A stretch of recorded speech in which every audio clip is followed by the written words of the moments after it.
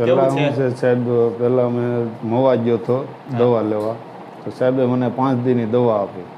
પછી પાછો મને તકલીફ શું હતી પહેલા? તકલીફ સાહેબ આ પગ દુખતો, પહેલાં આટલો દુખતો, પછી પાછો અહીંયા દુખે વધારે, પછી કડમાં દુખતું. હા બરાબર.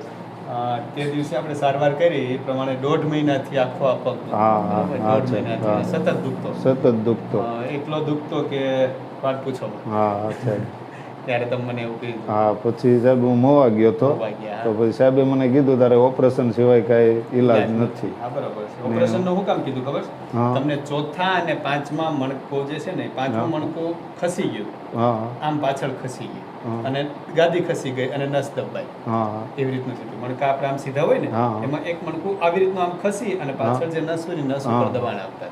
એટલે ડોક્ટર શું કરે, આ જે ખસી ગયું છે એને સીધું કરે, સીધું કરીને ત્યાં સ્ક્રૂ બેસાડી દે, પ્લેટ મારી દે, એવું કીધું છે. પછી હું પાછો ભાવનગર સાહેબ ગયો હતો. પછી એ સાહેબે કીધું મને કે હું એક ગોળી નહીં આપું તને, ને તારે ઓપરેશન તો આજે કરવું પડે અને કાલે કરવું પડે, બાકી તાર લગન કાંઈ નહીં થાય. ઓપરેશન ફરજિયાત કરવું? હા, કરવું તો પડશે, કારણ કે તકલીફ જ એવી હતી. એટલે જે મણકાને ડોક્ટર પાસે જાવ એમ જ કે. પછી સાહેબ અમારા ગામના એક બાવાજી છે, એના મામાનો દીકરો વાજડી રહી ઉના પાસે, એનો કોન્ટેક કર્યો. મને કે તું ત્યાં જાતો નહીં, મેં મને કે વેરાવળથી જ અમદાવાદ સુધી એક દવાખાનું બાકી નથી રાખ્યું, મને કે તું ના આટકોટ વયો જા ને ત્યાંય તમે ખોટા ખર્ચ કરતા નહીં કે ત્યાં. પછી સાહેબ તમારે અહીંયા વહી આવ્યા, અમે એનું એડ્રેસ અહીંયા આપ્યું, પછી અહીંયા આવ્યો. અત્યારે હું બહુ રેડી છે સાહેબ. આપણે કેટલામી વખત આજે? 4મી વખત છે. ચોથી વખત છે. પહેલી વખત આવ્યાથી કેટલો ફાયદો લાગ્યો? તો અહીંયા સાહેબ પગ દુખતો બંધ થઈ ગયો હતો. બંધ થઈ ગયા, બરાબર. પછી બીજી ખેલે આવ્યો તે હાંસોડો દુખતો નહીં. પછી ત્રીજી વખત આવ્યો તો કાંઈ વસ્તુ કર કે પગ હંસોડો દુખાવો વયો ગયો. અત્યારે જો કે દુખતો તો નથી, તોય પછી હું કોઈ એકદમ જઈ આવું સાહેબ બોલાવ્યા એટલે એવું હતું. ટૂંકમાં અત્યારે 4 વખતમાં જે ઓપરેશન કરવાનું હતું એ આપણે 4 વખતમાં સારવાર કરી. આમ તો બધાને ખબર જ છે, પણ મેં કઈ દવા આપી નહીં સાહેબ, દવા એક ગોળી નથી આપી.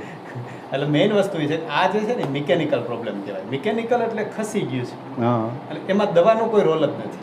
એટલે ડોક્ટરે શું કીધું, હું એક ટીકડી નહીં આપું. એનું કામ એવું કીધું, કારણ કે એને એવું કીધું દવાનો કોઈ રોલ જ નથી, દવાથી કોઈ મતલબ જ નથી.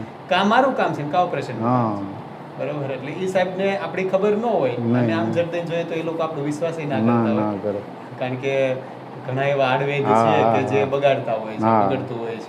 પણ આપણે અહીંયા સારવાર કરી, તમને કઈ તકલીફ થઈ? નહીં સાહેબ, કાંઈ વસ્તુ નહીં. મને દુખવું નથી, ખોટું ક્યાં. તમે પહેલી વખત આવ્યો ત્યાં કીધું હતું કે દુખાવો થાય, પણ મને દુખાવો નતો.